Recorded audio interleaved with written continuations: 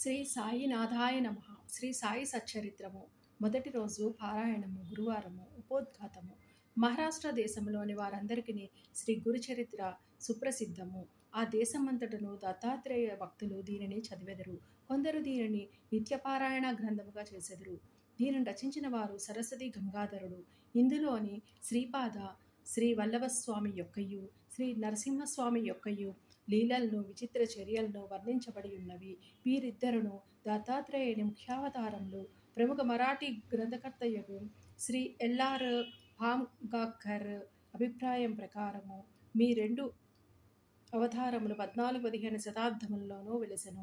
దత్తాత్రేయుని తదుపరి అవతారములు కూడా కలవు. ఇందులోని ముఖ్యమైనవి నైజాం ఇలాకాలోని శ్రీ మాణిక్య ప్రభువును, షోలాపూర్ జిల్లాలోని శ్రీ అక్కల్ కోట్కర్ మహారాజు గారు, తుట్టతుదుకు అహ్మద్నగర్ జిల్లాలోని షిరిడీలోని శ్రీ సాయిబాబాయును. బాబా 1918 సంవత్సరంలోని మహాసమాధి చెందిరి. శ్రీ అక్కల్ కోట్కల్ మహారాజు అవతార పరంపరయే శ్రీ సాయిబాబా అనియు కొందరి భక్తుల నమ్మకము. 5వ అధ్యాయముల్లోని వేప చెట్టు క్రింద పాదకులు ప్రతిష్ఠించిన కథయు, 26వ అధ్యాయముల్లోని చెప్పబడిన హరిశ్చంద్ర పితలే అనుభవమును ఈ నమ్మకమును ధృవపరచుచున్నది. పైన వివరించిన 2 అవతారముల విచిత్ర లీలలను శ్రీ గురుచరిత్రమును గ్రంథమందు 53వ అధ్యాయముల్లోని సరస్వతి గంగాధరుడెట్లు వర్ణించెనో అట్లనే శ్రీ గోవింద రఘునాథ్ ఉరఫ్ అన్నాసాహెబ్ దాబోల్కర్ హేమట్ పంత్ అనువారు శ్రీ సాయి లీలలను 53వ అధ్యాయముల్లోని శ్రీ సాయి సచ్చరిత్రమును గ్రంథమున వర్ణించియున్నారు. కనుకని శ్రీ సాయి సచ్చరిత్రము ఈనాటి గురుచరిత్ర అని చెప్పవచ్చును. పై చరిత్రలను గూర్చి ఈ దిగువ వివరించిన అంశములు గమనార్హములు. శ్రీ గురుచరిత్రను వ్రాసిన వారు కన్నడం వారు కాబట్టి వారికి మరాఠీ భాష బాగుగా తెలియకుండెను. అయినప్పటికీ వారి ఇష్టదైవం యొక్క ఆశీర్వాదం వలన మరాఠీ భాషలోని ప్రసిద్ధికెక్కిన గొప్ప గ్రంథమును వారు వ్రాయగలిగిరి. శ్రీ సాయి సచ్చరిత్రము యొక్క గ్రంథకర్త సుప్రసిద్ధ మరాఠీ వారు. వారు మహారాష్ట్ర దేశంలోని అనేక యోగుల చరిత్రలను చదివియున్నారు. ప్రసిద్ధి చెందిన ఏకనాథ భాగవతము వారి నిత్యపారాయణ గ్రంథము. శ్రీ సాయి సచ్చరిత్రమును జాగ్రత్తగా చదివినచోని ఏకనాథ భాగవతములోని పెక్కు విషయములు శ్రీ సాయి సచ్చరిత్రములోని పొందుపరచబడి ఉండుట చూడగలరు. శ్రీ గురుచరిత్ర ముఖ్యముగా కర్మకాండపై ఆధారపడి ఉండుటచే దానిని బోధపరచుకునుట బహు కష్టము. దాని ఆచరణలోని పెట్టుట మరింత కష్టము. దత్తాత్రేయుని ముఖ్య గురు శిష్యులు కూడా దాన్ని ఆచరణలోని పెట్టలేకున్నారు. శ్రీ సాయి సచ్చరిత్ర విషయం అట్టిది కాదు. అందులోని విషయములు తేటతెల్లములు, మిక్కిలి సామాన్యమైనవి. ఇందులోని చెప్పిన వానిని అందరూ సులభముగా గ్రహించి ఆచరణలోని పెట్టగలరు. శ్రీ గురుచరిత్రలోని వర్ణించిన విషయములు అవి జరిగిపోయిన 100 ఏళ్లకు వ్రాయబడును. కానీ శ్రీ సాయి సచ్చరిత్రములోని కొన్ని లీలలను రచయిత స్వయముగా చూచెను. శ్రీ సాయిబాబా యొక్క అనుమతి పొంది వారి ఆశీర్వాదముతోని ఈ గ్రంథమును ప్రారంభించెను. వారి ఆజ్ఞానుసారం అక్కడక్కడ ముఖ్యమైన విషయములు లీలలు టూకీగా వ్రాసియుంచుకొనెను. 1918 సంవత్సరంలోని సాయిబాబా సమాధి చెందిన తరువాత శ్రీ సాయి లీలా మాసపత్రికలోని శ్రీ సాయి సచ్చరిత్రము కొంచెం కొంచెంగా ప్రకటించెను. శ్రీ సాయి సచ్చరిత్రం ఈ విధముగా 1923 నుంచి 1929 వరకు శ్రీ సాయి లీలల్లోని ధారావాహికముగా ప్రచురించబడి 1930లోని పూర్తి గ్రంథరూపముగా ముద్రింపబడినది. కనుక శ్రీ సాయి సచ్చరిత్రమును ప్రస్తుత గ్రంథం అధికారికమైనది. షిరిడీలోని శ్రీ సాయిబాబా సశరీరులుగా ఉండగా దర్శించుకొని భాగ్యము లభించిన సాయి భక్తులకు ఈ గ్రంథం నిజంగా ఒక వరము. శ్రీ సాయి సచ్చరిత్రమును అన్నాసాహెబ్ దాబోల్కర్ కూర్చొను. కానీ ప్రతి అధ్యాయము చివరను శ్రీ సాయి ప్రేరేపణచే హేమట్ పంత్ చే వ్రాయబడి నన్నుట్లన్నది. కావున ఈ హేమట్ పంత్ ఎవరని పాఠకులు అడగవచ్చు. అన్నాసాహెబ్ దాబోల్కర్ మొట్టమొదటిసారి శ్రీ సాయిబాబాను సందర్శించినప్పుడు వారు బిరుదును దాబోల్కర్నకు కరుణించిరి. ఎప్పుడు ఏ సందర్భంలోని ఇతనికి రసంగిరో అను విషయము 2వ అధ్యాయంలో రచయితయే చెప్పియున్నారు. అన్నాసాహెబ్ జీవిత చరిత్ర ఈ దిగువ క్లుప్తముగా చెప్పబడినది. గ్రంథ రచయితయగు దాబోల్కర్ 1859వ సంవత్సరంలోని ఠానా జిల్లాలోని కేళ్వా మహిము నందు ఒక పేద ఆద్య గౌడ బ్రాహ్మణ కుటుంబంలోని జన్మించిరి. వారి తాతతండ్రులు దైవభక్తి కలవారు. దాబోల్కరు తమ ప్రాథమిక విద్యను స్వగ్రామమునందే పూర్తి చేసి పూనాలోని 5వ స్టాండర్డ్ వరకు ఆంగ్ల విద్యను అభ్యసించిరి. కుటుంబ ఆర్థిక పరిస్థితులు అంత బాగుగా ఉండకుండుటచే వారు పై క్లాసులు చదువుట మానుకొనిరి. అప్పట్లోనే ఉన్న సర్కారీ నౌకరీ పరీక్షల్లోని ఉత్తీర్ణులై తన ఊరిలోనే బడిపంతులు ఉద్యోగంలోని ప్రవేశించిరి. ఆ సమయమందు కులాబా జిల్లాలోని మామల్తదారుగానున్న సాబాజీ చింతామణి చిట్నీన్ అనువారు వీరి సచ్చీలతను, బుద్ధి కుశలతను, సేవానిరతిని చూచి మెచ్చుకొని తలాటిను గ్రామోద్యోగిగా నియమించిరి. తరువాత ఇంగ్లీషు గుమస్తాగా వేసిరి. పిమ్మట మామల్తదారు కచేరీలోని హెడ్ గుమస్తాగా నియమించిరి. కొంతకాలము జరిగిన పిమ్మట అటవీ శాఖలో ఉద్యోగిగా నుంచిరి.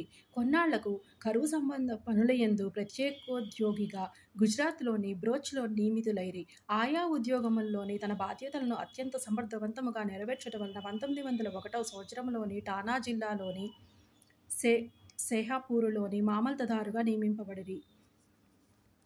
1903 సంవత్సరంలోని ఫస్ట్ క్లాసు రెసిడెంట్ మెజిస్ట్రేట్గా బాంద్రాలోని నియమింపబడిరి. వారచ్చట 1907 వరకు ఉద్యోగము చేసిరి. తరువాత ఆయన ముర్బాడు, ఆనంద్, బోర్సాదులలోని పనిచేసి 1910 సంవత్సరంలోని తిరిగి బాంద్రాలోని రెసిడెంట్ మెజిస్ట్రేట్గా నియమితులైరి. ఈ సంవత్సరం అందే వారికి షిరిడీ పోయి శ్రీ సాయి సందర్శనము చేయు భాగ్యము కలిగిన. 1916 సంవత్సరంలోని వారు ఉద్యోగ విరమణ చేసిన పిమ్మట కొన్ని నెలల వరకు తాత్కాలిక ఉద్యోగిగా పనిచేసిరి. అదియును విరమించిన తరువాత సాయిబాబా మహాసమాధి చెందు వరకు శ్రీ సాయి సేవలోనే పూర్తిగా నిమగ్నులైరి. బాబా మహాసమాధి పిమ్మట షిరిడి శ్రీ సాయిబాబా సంస్థానమును 1929 సంవత్సరంలోని తాను మరణించు వరకును ఎంతో చాకచక్యంగా నడిపిరి. వారికి భార్య, ఒక కుమారుడు, 5 కుమార్తెలుండిరి. బిడ్డలకు తగిన సంబంధములు దొరికినవి. అందరూ క్షేమముగానున్నారు. సాయిబాబా ఎవరు? సాయిబాబా ఎవరు అను ప్రశ్నకు 3 విధములుగా సమాధానము చెప్పవచ్చును. దీర్ఘాలోచన చేక ఏ విషయములను గూర్చి గాని మనుష్యులను గూర్చి గాని అభిప్రాయము చెప్పు అభ్యాసము గలవారు సాయిబాబానొక పిచ్చి ఫకీరు అనియు, వారు షిరిడీలోని శిథిలమై పాడుబడిన మసీదులోని అనేక సంవత్సరములు నివసించరనియు, ఇష్టం వచ్చినట్లుగా మాట్లాడుచు తమకు దర్శింపవచ్చిన వారి నుంచి దక్షిణ రూపంగా ధనమును వసూలు చేయుచుండురనియు చెప్పుదురు. ఈ అభిప్రాయము తప్పు. ఆర్ఏ తర్కట్ గారి స్నేహితుడు ఒకసారి బాబా దర్శనానంతరము బాబా వద్ద సెలవు పుచ్చుకొని బొంబాయి తిరిగి పోవునప్పుడు కంటతడి పెట్టుకొనను. అతనితోని భార్య ఇట్లనడు, పిచ్చివాని వలె ప్రవర్తించుచున్నావేమి? నేను బొంబాయిలో మాత్రం నీతో లేనా? దానికి తర్కట్ గారి మిత్రుడు ఇట్లు జవాబిచ్చను, నాకా విషయము తెలియదు. ఎందుకనగా మీరు బొంబాయిలో నాతో ఉన్నట్లు నాకు అనుభవం లేదు కదా. అందులకు బాబా ఇట్లనియను, ఎవరైతే బాబా షిరిడీలో మాత్రమే ఉన్నానని అనుకొనుచున్నారో వారు బాబాను నిజముగా గ్రహింపలేదని తెలుసుకో. కొందరు సాయిబాబాను మహాసిద్ధ పురుషులనియు, మహమ్మదీయులు బాబాను తమ పీరుల్లోని ఒకరిగాను భావించిరి. హిందువులు బాబాను తమ మహాత్ములలోనొకరిగా గ్రహించిరి. ప్రతి సంవత్సరం షిరిడీలోని జరుగు ఉత్సవముల నిర్వాహకులు తమ ప్రకటనలోని బాబాను సంత చూడామణిగా పేర్కొనెదరు. ఈ అభిప్రాయం కూడా సరి అయినది కాదు. శ్రీ సాయిబాబాను సన్నిహితముగాను వాస్తవముగాను సేవించిన వారు మాత్రము బాబాను భగవదవతారముగా ఉన్నప్పటికీ భావించుచున్నారు. భగవదవతారముగా నిన్నటికీ భావించుచున్నారు. శ్రీ సాయిబాబాను సన్నిహితముగాను వాస్తవముగాను సేవించిన వారు మాత్రము బాబాను భగవదవతారముగా ఇప్పటికీ భావించుచున్నారు. దీనికి దిగువ కొన్ని దృష్టాంతములనిచ్చెదము. బివి నరసింహస్వామి గారు రచించిన బాబా సూత్రములు పలుకులు అను గ్రంథమునకు పీఠికలోని ఇండోరు హైకోర్టు జడ్జి గారు ఎం.బి. రేగే గారు ఇట్లు వ్రాసియున్నారు. బాబా సశరీరులుగా ఉన్నప్పుడు వారొక రూపుదాల్చిన భగవత్స్వరూపముగా తమ భక్తులకు బాసిల్లుతూ తమ లీలా ప్రబోధాల ద్వారా సాధకుల మార్గమును ప్రకాశింపచేయుచుండెడి వారు. వారి నశ్వరమైన దేహము మాయమైపోయినది కానీ దానిలోని అప్పుడుండిన బాబా మాత్రము ఇప్పటికీ అనంత శక్తి వలె నిలిచి వారు సమాధి చెందక ముందు భక్తులకు తోడ్పడినట్లే ఇప్పటికీ వారిని ఆశ్రయించు అసంఖ్యాక భక్తులకు నిశ్శబ్దముగా సహాయపడుచున్నారు. శ్రీ బివి నరసింహస్వామి గారు రచించిన భక్తుల అనుభవములు అను పుస్తకములోని మొదటి పేజీలోని ఉత్తర భారతదేశములోని ఉన్న ఒక హైకోర్టు జడ్జి గారిట్లు వ్రాసియున్నారు. నేను సాయిబాబాను సృష్టి స్థితి లయకారకుడుగా భావించెదను. 1918 సంవత్సరములోని వారు సమాధి చెందకముందు నేనట్లు భావించితిని. ఇప్పటికీ నేనట్లే భావించుచున్నాను. నాకు మాత్రం వారు సమాధి చెందినట్లు లేదు. నా దృష్టిలోని వారు అన్ని పరిమితులకు అతీతులు. వారు మా మధ్య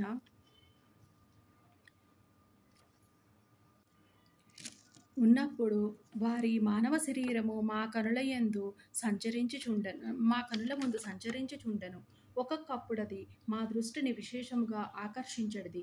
కానీ ఎక్కువ భాగము మా ఎరుకలో నిలిచినది మాత్రము వారి అనంత తత్వమే శాశ్వతము. అశాశ్వతముల అద్భుత సమ్మేళన రూపమైన ఒక మానసిక ప్రతిబింబం వలె వారు మాకు భాషించేవారు.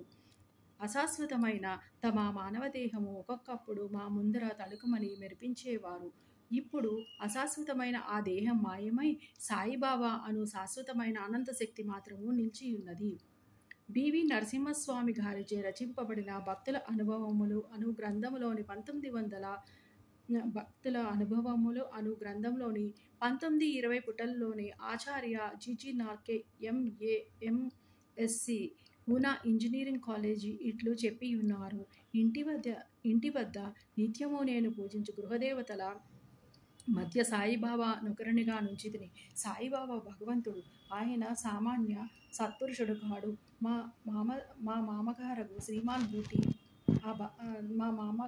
శ్రీమాన్ బూటి, నా భార్య, నా తల్లి గొప్ప సాయి భక్తులు. వారు సాయిబాబాను భగవంతుని వలె పూజించువారు. నేను క్రొత్తగా షిరిడీకి పోయినప్పుడొకనాడు హారతి సమయములోని సాయిబాబా మిక్కిలి కోపోద్దీపితుడైయుండెను. అకారణముగా వారు కోపించుచు శపించుచు భయపెట్టుచుండెడివారు. ఆయన పిచ్చివాడా ఏమని సంశయము నా మనసులోని మెదిలెను. మామూలుగానే ఆరతి పూర్తి ఆయను. ఆనాటి సాయంకాలము నేను బాబా పాదములను ఒత్తుచుంటిని. అప్పుడు బాబా ప్రేమగా నా తల నిమురుచు, నేను పిచ్చివాడను కాను అనెను. ఎంత ఆశ్చర్యము! నా హృదయాంగత భావమును గ్రహించుచున్నారు.